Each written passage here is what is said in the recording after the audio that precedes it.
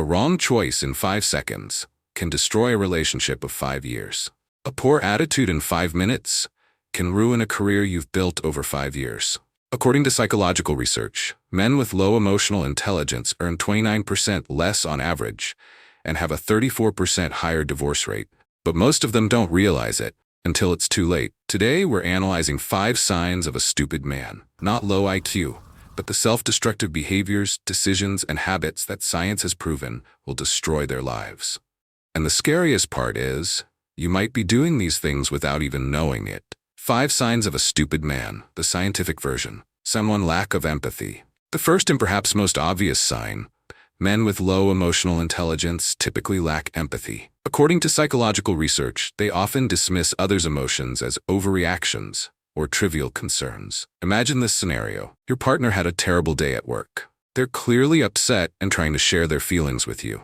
A man with low emotional intelligence might respond with phrases like, "It's not that big a deal," or immediately shift the conversation to his own experiences. "Well, my day was worse because..." This inability to step into someone else's emotional shoes creates invisible walls in relationships. The Gottman Institute, famous for predicting divorce with over 90% accuracy, identifies empathy as one of the fundamental pillars of successful relationships. In professional settings, this lack of empathy translates to poor team collaboration. A workplace study found that managers with high empathy scores had teams with 21% higher productivity and 67% lower turnover rates. When you can't recognize or validate the challenges your colleagues face, you'll struggle to inspire or lead effectively. The question worth asking yourself, do you genuinely tune into others' emotional states, or are you mainly focused on logical solutions in your own perspective? Sign 2, defensiveness toward criticism. The second sign, supported by extensive psychological research, men with low emotional intelligence react defensively to any form of criticism or feedback. We've all witnessed this behavior. Someone offers constructive feedback, and instead of considering it, the defensive person immediately launches into justifications, counter-accusations, or complete denial. That's not true. You're exaggerating, or well, you do the same thing, are common defensive responses. Neuroscience explains why this happens. Criticism activates the brain's threat response, triggering the amygdala, our emotional alarm system. In emotionally intelligent people, the prefrontal cortex quickly regulates this response. But in those with low EQ, the defensive reaction overrides rational thinking. A study tracking professionals over a decade found that receptiveness to feedback was the strongest predictor of career advancement. Those who responded defensively to criticism were 3.2 times more likely to plateau in mid-level positions regardless of their technical skills.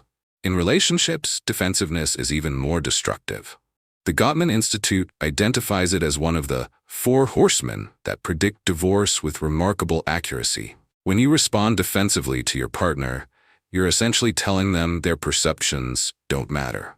When you feel that defensive surge, try asking, "What can I learn from this feedback, even if I don't fully agree with it?" Sign 3, avoidance of responsibility. The third sign, demonstrated conclusively in psychological literature. Men with low emotional intelligence chronically avoid taking responsibility for their actions and decisions. This manifests in predictable patterns: blame shifting. "It's not my fault. John gave me the wrong information." Excuses. "I would have done it if I hadn't been so busy." And minimization. "It wasn't that important anyway." These responses share a common thread: external attribution of negative outcomes. Harvard Business Review published a study on leadership accountability, finding that teams led by managers who took responsibility for failures but shared credit for successes outperformed other teams by 37%. Conversely, blame-shifting managers created toxic environments where innovation plummeted. In personal relationships, responsibility avoidance creates a particularly destructive dynamic. When one partner consistently refuses to acknowledge their role in problems, the other partner bears a disproportionate emotional burden. Over time, this imbalance breeds resentment. Pay attention to the use of passive voice versus active voice. Mistakes were made versus I made a mistake. This subtle linguistic shift reveals much about a person's relationship with responsibility. When you reflexively avoid responsibility, you also avoid the valuable learning that comes from acknowledging mistakes. Sign 4. Poor stress management. The fourth sign, supported by neurobiological research, men with low emotional intelligence typically display poor stress management skills. Those with low EQ tend toward two equally problematic extremes: emotional flooding, angry outbursts, panic or overwhelming anxiety, or complete emotional shutdown, withdrawal, stonewalling, or numbing behaviors. Brain imaging studies reveal that under stress, everyone experiences activation in the amygdala, our brain's threat detection center. However, those with high emotional intelligence quickly engage their prefrontal cortex, the brain region responsible for rational thought and emotional regulation. What's particularly destructive about poor stress management is its contagious nature. A study in organizational psychology found that a single employee displaying poor stress regulation could negatively impact team performance by up to 30%. This emotional contagion effect works like a virus, spreading stress throughout a group. In romantic relationships, stress mismanagement creates cycles of escalation or disconnection. The partner who explodes creates fear, while the partner who shuts down creates abandonment anxiety. Both patterns damage intimacy. What distinguishes emotionally intelligent stress response isn't the absence of stress. It's the capacity to identify it early and implement effective regulation strategies before it controls your behavior. Sign 5. Dominating conversations. The fifth sign, confirmed by communication research, men with low emotional intelligence consistently monopolize conversations.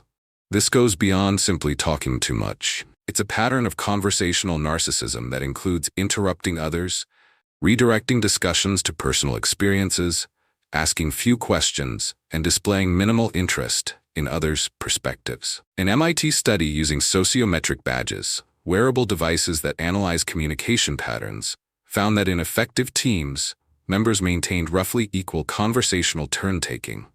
Ineffective teams were characterized by dominant speakers who consumed disproportionate airtime. Those who dominate conversations rarely receive feedback about it because others simply disengage or avoid future interactions. This creates an echo chamber where the person never realizes the impact of their behavior.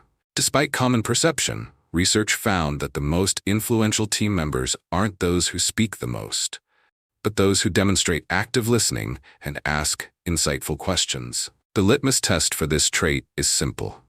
After a conversation, how much do you know about the other person compared to how much they know about you? We've now examined 5 scientifically validated signs of low emotional intelligence in men. This isn't about intelligence quotient, but emotional quotient, a skill set that research consistently shows is more predictive of life success than traditional measures of intelligence. Simply recognizing these patterns in yourself is the critical first step.